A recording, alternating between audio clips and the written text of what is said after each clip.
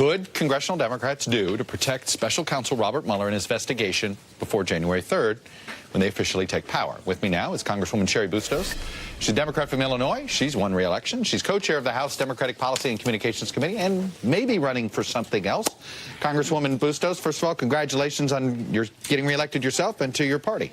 Well, thank you, Chuck. I appreciate you having me here. Let me start first with Jeff Sessions.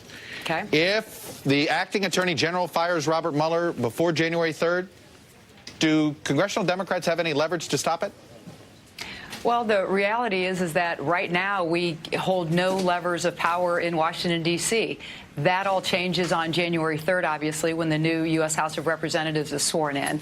But, you know, this is all part of the court of public opinion. Donald Trump is going to do what Donald Trump is going to do, and we saw that today.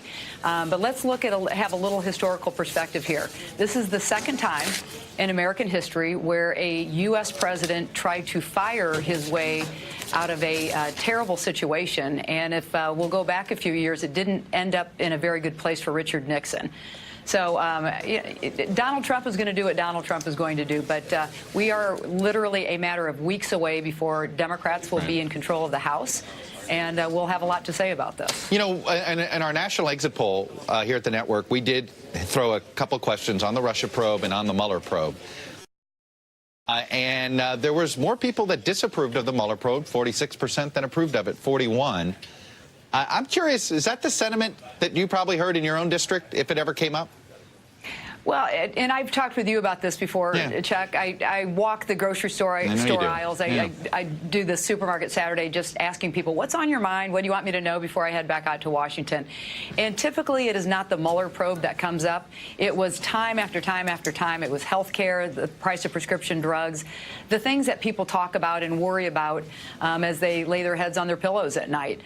So we just have to, you know, the truth should be our guide. Whatever the polls show about if people are in favor of the Mueller investigation, if they're against the Mueller investigation, the truth should be our guiding star. And in the end, the truth does come out, and I'm confident of that. Do you think pretty quickly the House Judiciary Committee, when chaired by Democrats, ought to open an investigation on the firing? Well, Jerry Nadler will be the incoming chair of the Judiciary Committee. Adam Schiff will lead the Intelligence Committee.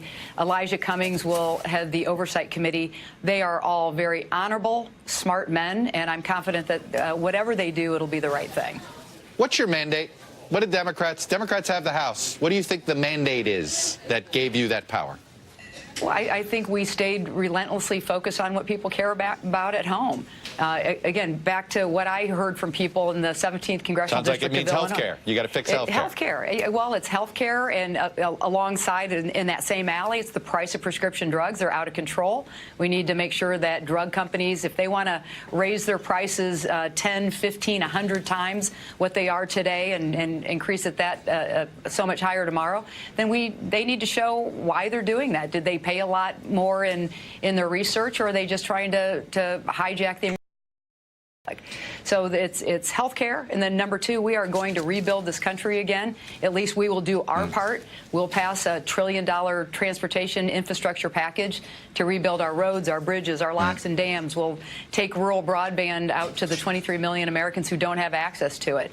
And then the third part of that, Chuck, the mandate is that we clean up the mess. Right out back behind me is that beautiful view. And as beautiful as that looks down below, it's pretty seedy. We've got way too much self-dealing that's going on. We have Donald Trump that raked in $40 million when he was president because we have foreign dignitaries and lobbyists staying at his hotel. That kind of stuff we need to put an end to, and we are ready, and we'll rise to the challenge. And let me ask about immigration. Is there a part of you that says, well, the great wisdom of America was they sent Democrats to the House to protect pre-existing conditions, and they sent Republicans to the Senate to go build a wall? I'm being a little facetious here, but it seems to me that one of the arguments you could make is the American people said, you guys go figure it out. We gave you divided government, which means we don't want either one of you to have full power.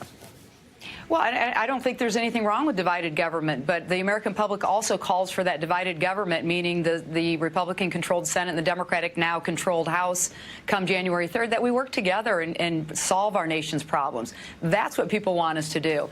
And I think there's a misperception if anybody says that Democrats don't want secure and safe borders. Look, there's nothing that's more important to Democrats, Republicans, Americans than to keep our families safe. And so do we want a safe and secure border? Of course we do. Donald Trump made that promise that it was going to be Mexico paying for that wall, and all of a sudden he's ready to hand us a $25 billion bill to build a wall where let's just make sure that our border's secure. And we can do that in many ways besides build a wall.